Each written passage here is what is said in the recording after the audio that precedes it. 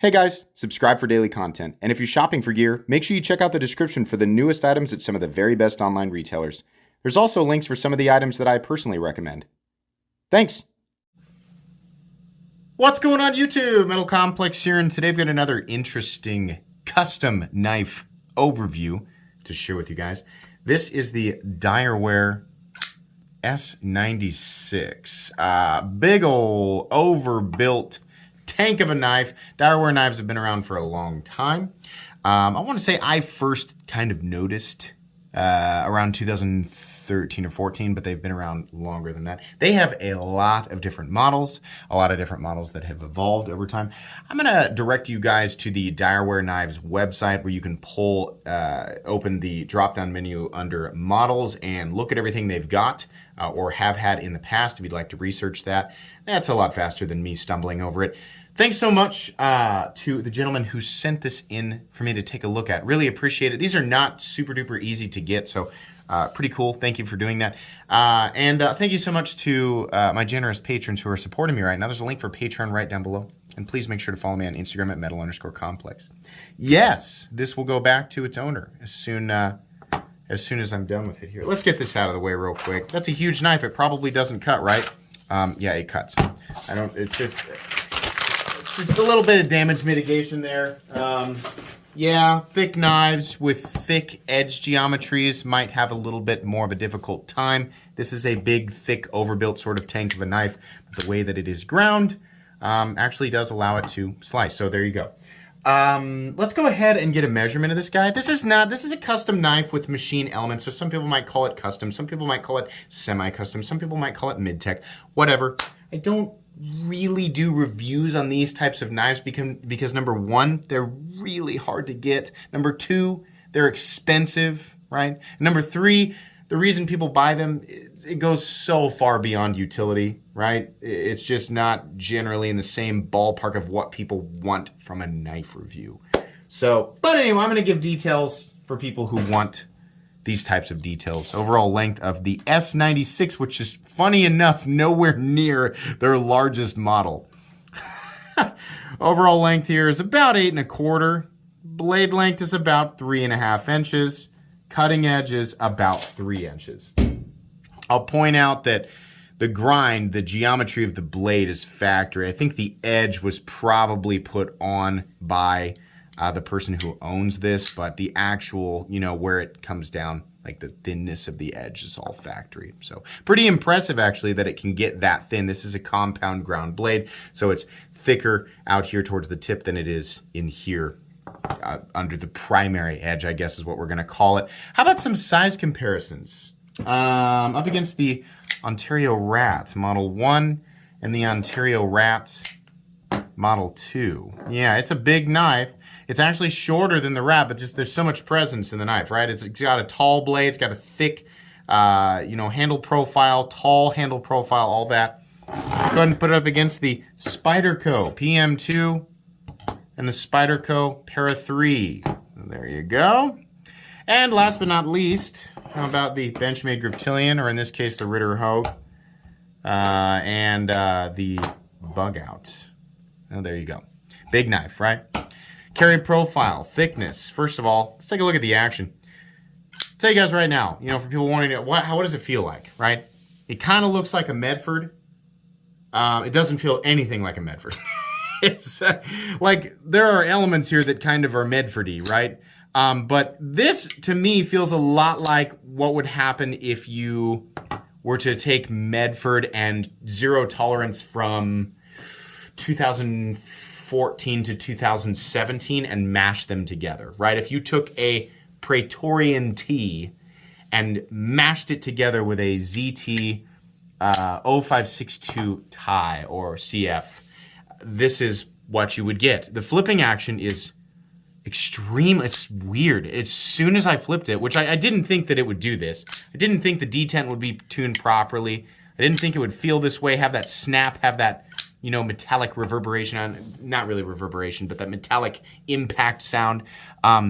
Very similar to what I experienced with ZT. I was actually impressed with it, right? Just because the way that this looks, it's like, well, you know, kind of neat if you're into the novelty overbuiltness of knives, but there's no way it's gonna, you know, the detent's gonna be all floppy, loosey-goosey. It's gonna be all squishy. It's not, you're not gonna be able to flip it like this without, no, I was very surprised by that. So, action's pretty impressive. You know, not the most amazingly luxurious thing that I've ever felt, right? Obviously, the weight and mass of the blade is assisting here more than the polishing of the internals, right? It does not feel like a, you know, Crisco glass surface like some of, you know, if we're going to compare this, because this is in Shirogorov territory when we're talking about, you know, pricing. So, you know, yeah, it falls shut like a Shirogorov visually, but does it feel the same? No, it doesn't. But that's what I'm experiencing. Just want to give you guys the honest truth here. So anyways, what we're talking about, carry profile, thickness. Up against the Spyderco Para 3. You know, it's thick, but it's not. I'm sure that a lot of people are looking at this going, oh, well, that's not, you know, that's not insane. You look at it this way and you're thinking, that is Medford thick. No, actually the scales are contoured and thinner than you would expect. The blade stock is certainly thick, but it's from this perspective that gives off the whole mega super chunky beefy boy, right? And they do make those. The larger Solo is a huge tank of a knife. Not quite as blocky as what people should expect. I think that's the better word. These are not blocky. They're just big, you know? It's kind of, I don't know, like a luxurious baby killer whale. who's also a semi-pro athlete, right? It's a weird, that's how I feel about it. That's a weird description. That's how I feel about it. Let's go ahead and do, well, I would do a hardware check, but we have this, which is, you know, it's just a huge hex, and you'll need both. This is one of those see-through pivots, so you'll need one on both sides. I'm going to guess that is heavily Loctited. It might even be red Loctite. I'm not really sure. A lot of times they don't want you getting into stuff like these. And then the rest of these screws, it's something I've always been attracted to with Direware knives and other, you know, custom makers who like this aesthetic, or they work with this aesthetic. What am I doing here? I grabbed completely the wrong tool. They use massive fasteners, right? I think these are all T10. Let's take a look. Yeah, T10 pocket clip screws, and then these, looks like one of these probably goes all the way through, and then we have the Chicago ends over here, one frame screw. Pretty minimal hardware outside of the pivot. I don't think you'll have much trouble. Maybe the pivot's just got blue Loctite in it, right? Maybe, I don't know. But if you can get it apart, it shouldn't be that difficult to put back together. So that's pretty cool. What else do we need? Oh, we need to weigh it. Now this big guy has carbon fiber on one side, right? What's the blade steel? It's 20 CV on this guy, but they work with a lot of different, you know, blade materials. Sorry, I have tweezers that are insisting on sticking to the... So this is all carbon fiber on this side, and then no internal milling on this side. Now, are there any models that have milling? I honestly don't know. Direware is one of those brands where they have a lot of models. Some of the models have changed generationally, like dramatically over the years, and some haven't. And there's a lot of different models, right? So I don't know. I know that Direware makes knives in small batch. I know a lot of you guys are wondering, like, how do I get my hands on it? I've seen some tail whips floating around here or there. Recently, I saw a batch of Solos and S90s or something drop at Knife Center. When I see them drop at retailers, it's just a small batch kind of thing. This is not a massive production company that can pump out hundreds or thousands of knives for people to just go buy whenever they feel like it. No, as far as I understand, just like many full-time or part-time custom knife makers, he or the people involved, I honestly don't know, whoever's involved with Direware, it's just a few people at most. It possibly just one person. It's not possible for them to make enough knives for you to go, I would like this scale color, this tint of titanium, this blade shape, this, yes, I'll take this right now, package it up, I'll take it right off the shelf. No! It's one of those things where you either have to, you know, set up a full custom order and then wait, probably for months. Wait for months, good sir, I will not. I want my knives packaged and ready to go now, thank you. Well, you're in the wrong territory. That's not how these work, right? It's kind of, you're into a Direware and you want it now, you're gonna have to select it from, you know, minimal drops from retailers who get them, and they usually, they might cut, some of them might sit around for a couple of days, but usually they're gonna be gone. And they're expensive, right? So you're not gonna pay, you know, it's not gonna be cheap, right? The price is gonna make people mad. The availability is gonna make people mad, and you're probably not gonna be able to get exactly what you want. It's just how it is in this territory, right? You want what you want. I would say look at 300 or less in the knife world, and usually you can get what you want. But this territory, right, it's just not going to be that way. So we have carbon fiber on this side, and the carbon fiber looks really good. Then we have titanium on this side. This whole time I've been talking, people are waiting to go, okay, can we see how much it weighs? Still pretty heavy, 7.2 ounces. These are not ratio masterpieces, right? Nor were they intended to be. It's not like they were like, you know, gosh, I really hope what ends up coming out the other end is a knife that has a perfect overall weight to blade ratio. No, I very much doubt the person behind Direware was sitting around doing that, right? I know a lot of people are like, you should know more about the... My videos are more just about the knife, kind of focus on the knife, because a lot of those details, a lot of what you're wanting, the background information, is simply just go to the website and read the about, right? I kind of like to focus on the knife itself.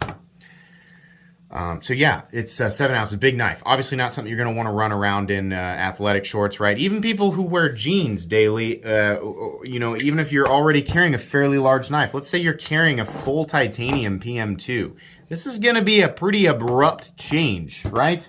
You're going to have to adapt to it. And like all things, right, with most human beings, you'll adapt to it if you really, really want to carry it. But initially, it's kind of a, this is the only thing I'm keeping in this pocket kind of knife, right? And I'm probably going to have to wear real, you know, real pants, right? It's not going to work with wind pants. You're probably going to need some, you know, jeans, you know, some heavy duty work pants, something like that, for it to feel even remotely comfortable. It is what it is. The full titanium ones, they're going to be heavier. And again, this isn't their biggest model, right? So they just, generally speaking, Direware models, even their smallest ones, are going to be heavy. So people who like lightweight knives, right? If you're a fan of the bug out, this isn't going to do it for you. Let's see. Is that it? Have we weighed it? We've done essentially everything. Yeah, I think so. I personally very much like the aesthetic of this. And, you know, it's kind of like, this is something that all of us, even you know, people who are just like, I just want a tool, right? There's still a small part of your subconscious that goes, well, I want the blue one, I don't want the green one, right? So aesthetics, you know, the aesthetic of something is absolutely playing a role in whether or not you want it or are willing to pay X amount of money. Very few people, right, are going to want to fork over what these cost to obtain them. Fortunately, again, it's not like this guy is sitting around with like hundreds or thousands of them going, gee, I sure hope people start buying my stuff soon. Nope, I think they pretty much have it figured out, right? They make a few, and then they sell them, and then they make some more, and then they sell them, right? These do cost a lot of money to make. They're certainly, I mean, if you could imagine, you know, manufacturing and the cost of, you know, running a small operation like this and making these one at a time, it is the case. You know, there's always going to be people who disagree with pricing and things like that, and that's fine. It's just, you know, it's part of anything, right? Some people are going to say it's worth it, some people won't, right? So the people who are buying these are mostly buying them for their unique aesthetic. I think Direware at this point, a lot of people who have been around for a bit, you see something like this and you can go, that's a Direware. They have a very distinct aesthetic. Big chunky hardware, the big sort of, they do look like whales or sharks, right? I kind of like it. It's not going to be for everybody. I kind of like it. One of the downsides is that the way that he grinds the blades, right? They're very tall and they come to a very rounded tip. Not all of them. They do have a few that are sort of aggressive tantos, but and some worn clips actually, which are pretty cool. But a lot of times the tip looks like this. So this is not much of a puncture-y knife, right? It's more of a slicing knife, right? Does this offer anything in terms of utility that cannot be found with pretty much any other knife? No. There's no functionally advantageous reason to buy this over something else. No, the same level of utility, in fact, much more convenience can be found for substantially less. But again, that's not why people are buying these, right? As far as fit and finish goes all the way around, and just overall, quality of the knife, it's pretty good. Like I said, the action easily surpassed in the same price range by Herman knives, Shirogorov knives, Koenig, Holt. I mean, there's lots of it, right? But it's pretty good. I mean, it's not amazing, but it's pretty good. And the detent's tuned properly. I do like the big hole in the flipper tab, and the angle of the flipper tab is nice, right? There's no double clutch. There's plenty of room. That flipper tab is gigantic too. Like, seriously, that's something we didn't do. Length and height up against the PM2 and Para 3. Yeah, wow. This is way taller than even the PM2 or Para 3, right? This is going to take up so much room in your pocket. But again, the people who are buying these, it's not like they're going to buy them and go, oh, I want this gigantic, oh, darn it, I didn't expect it to be so big in the pocket. Well, of course, it's a Direware, right? You know, and they know. Direware knows, right? They're like, our knives are for people who pretty much only want their knife in the pocket, right? So it's on purpose. I do like the position of the thumb studs, and they are huge, as they should be. It's actually pretty easy, as you can see here, to use the thumb stud to reverse flick it. This particular model also has a little opening hole that's very similar to the size that you might find on Strider knives, right? Not all their models have that. It's just the case here. This one also has this sort of camo theme where they've got like this dark, well, on Hinder knives, they call it like a working finish. It's just like a really heavy, acidy sort of gray. And then, we have this belt satin underneath. And I don't know if they cover this up and then do this finish on this part, right? They do the whole thing, this sort of satin or this brighter color, and then they, coat the areas that they want to come through like this, and then they finish the rest of the knife, probably something like that. It's kind of neat, right? It's not really my thing. It's kind of, I've not seen it on a knife before. Maybe some Striders, right? But it's pretty cool. They do weird things like that. I've seen, as they release these in different runs, they sort of have a kind of a theme, and then they mix it up with different scales, different scale materials, inlays, things like that, right? So yeah, this is what I saw a couple of these here recently. When I say recently, within the last couple of years, if I remember correctly. One thing that bothers me is the finish work on the pivot collar, which looks to be copper, and it just kind of looks like, they're grinding on it for a bit, and then that's fine, just leave it like that. It's the only really majorly unfinished looking part of this knife. Everything else is pretty great, right? The edges, the pocket clip, which is very unique and kind of, a major characteristic of Direware knives. But yeah, everything looks great except for the inlay. It's kind of weird. It's also this area. On this side, it's not, I don't know if it is or is not an inlay. They kind of, it's sort of translucent here, making it look like maybe that's just, no, I think that is an actual material, and just that part carried over through to that area of the pivot, which I don't like. I wouldn't want that. I want the pivot collar to be its own thing. But that's the one part that looks kind of lazy. In fact, if this were my knife, I wouldn't want that there at all. Like, just let the scale material go to the pivot. I wouldn't want that, right? That was weird to me that was the case. But okay. The thumb studs do act as external stops, so that's great. Definitely very, very strong, very solid lockup. Blade is super tall. Definitely, in my opinion, this is a cool blade shape. Me personally, like the novelty, overbuilt, mega oversized, right? I just like that. I own knives that are just totally in excess in the design, and in a lot of ways, it actually hinders performance. It actually makes it more difficult to carry, right? But that's the beauty of the knife world. It's like, so what? it's fine. Like, it's up to the person who buys it. So I think it's kind of neat. But yeah, is it going to be more problematic than carrying a regular knife? Absolutely. It absolutely is. But I feel like I don't need to say that, right? Huge flat, carried out to 80% or so the length of the blade.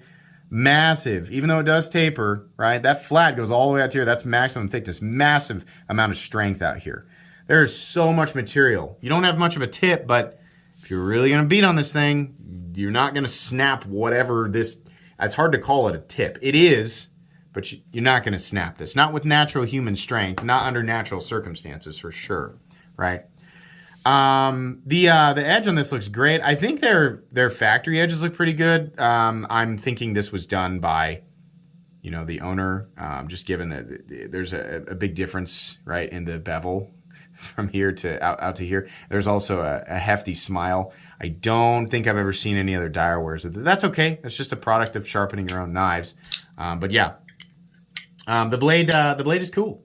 I like Direware's blade aesthetic. And truthfully, even knowing what these cost, right, knowing that I can get better quality in the same territory of, you know, in the sense of I'm spending this much money not because I'm like, oh, I need the best functional tool. No, I'm spending this money because I enjoy this territory, this enthusiast territory, and I like these unique, interesting elements, right? And I appreciate the, you know, the extra work that goes into stuff like this. I do kind of want a Direware. It wouldn't look like this, but I do kind of want a Direware. I've been, you know, this is now the third that I've handled, and for the most part, pretty impressed with them. Ergonomically, it's actually okay, other than the pocket clip. The pocket clip is just massive, right? It's huge. You can definitely feel it. There's no real justification there, but it's one of those things where it's like Medford's clip, or it's like the Chavez skull clip. The clip and the person who designed the clip don't really care if some people hate it or love it. It simply is. It's there. It is a huge, in-your-face, unapologetic clip that is completely and totally unaffected by the negative feedback. And in a way, I kind of appreciate it for that. Like, that clip is sitting there despite people complaining about it right now. Right down in the comment section, there are people who are just furious about this clip. And that clip is sitting there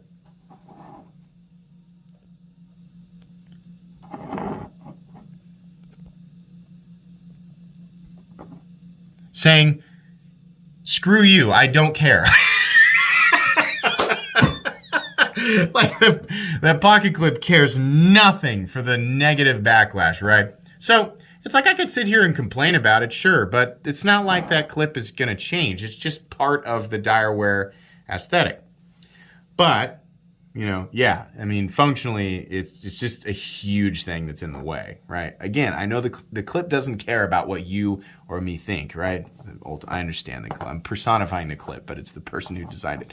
They don't care. They didn't care back in 2000, whenever, you know, the mid-20 teens or whatever, and they don't care now. And I kind of, it's, you know, part of me kind of respects it for that. It's just, it just is part of the Direware aesthetic, right? So in and out of the pocket, kind of a mess. The retention on this is ridiculous. You are definitely going to have to use two hands, one to hold your pocket, right, so that it literally doesn't rip away from your pants, and the other to carefully press the knife over the pocket seam. Once it's in your pocket, it's not coming out unless you really yank it out of there. Like, that thing is going to really hold on. Fortunately, this is a smooth surface, so not, you know, not as bad as it could be, but it's going to hold on. Carry depth is also pretty impressive. This is all the more knife that's going to stick out of your pocket, which is cool. You're going to be aware that there's a tiny, athletic killer whale in your pocket, but nobody else is, right? The stop pin is floating.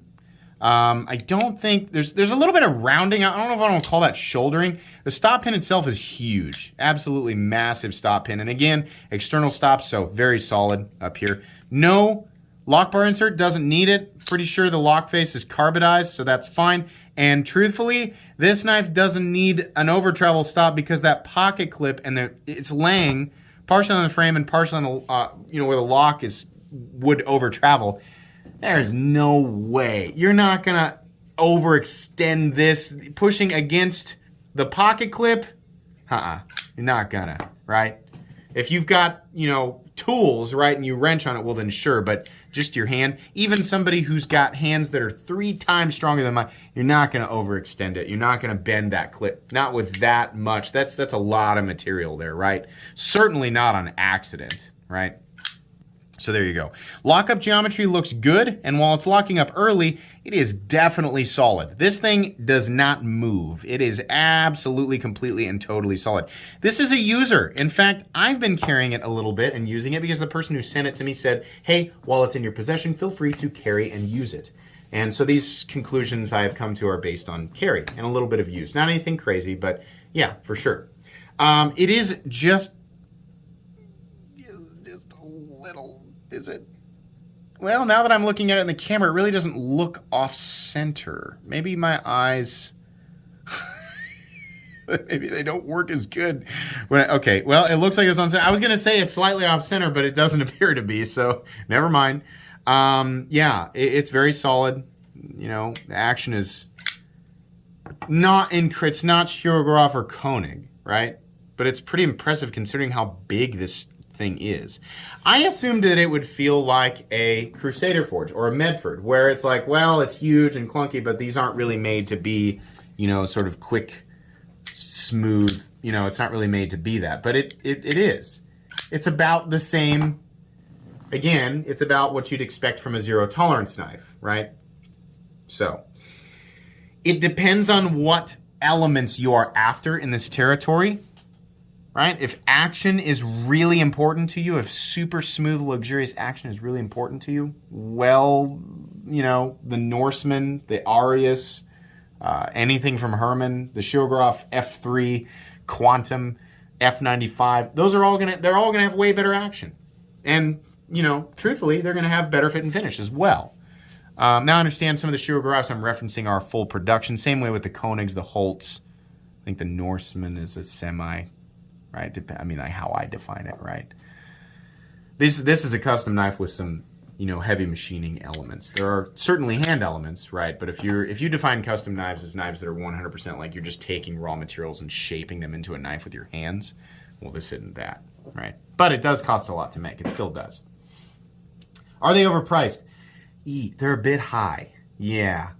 I want one, and at some point I will probably own one, but yeah, they're pretty high. It's pretty rare you're going to find a Direware sitting around at a retailer for less than $1,000. I feel like he does have models that will fall as low as, and I could be wrong, $800 or $900. Mostly what you're going to see, the most basic models that are available sitting around at retailers will cost anywhere from $1,100 to about $1,300. That's just what you're looking at. So, if you're looking at this and going, I really want to own one, that's the price you're going to have to pay. Do I feel like it's high? Yes. But on the other hand, it's like, I might end up owning one because it's kind of an iconic, you know, Direware knives are kind of like, you know what you're looking at here. This is a Direware, right? Recommendable for everybody? Absolutely not. I don't even have to say it. Way too big, way too clunky. Not a knife that makes a good EDC knife. Incredibly difficult to get, incredibly expensive. Really cool though. If you're big into, you know, the enthusiast elements of custom or semi-custom knives, you got money to burn, and you want something like this in your collection because you kind of enjoy the novelty overbuiltness of some knives, well, Direwares are certainly something that you should check out. For the vast majority of people though, probably not. Still cool though, and personally, I really like this. I don't like this that looks ugly to me. Everything else is pretty darn good. So, thank you to the person who sent this in. Let me take a look at it. I want one even more now. I can't afford to just fork over $1,200 or whatever for this right now, but very cool. Possibly one in the future. Anyways, I think that's going to be pretty much it. I don't think we need to talk anymore about this. Please make sure to follow me on Instagram at metal_complex. If you enjoyed this video, leave a like. If you'd like to check out my other content, I do of course have lots of videos of knives that are either expensive or inexpensive that I do or don't like, so check those out. And if you enjoy all my content, go ahead and click on that Metal Complex logo right there and subscribe because there's definitely more coming. Thanks again for watching, everybody, and have a great day.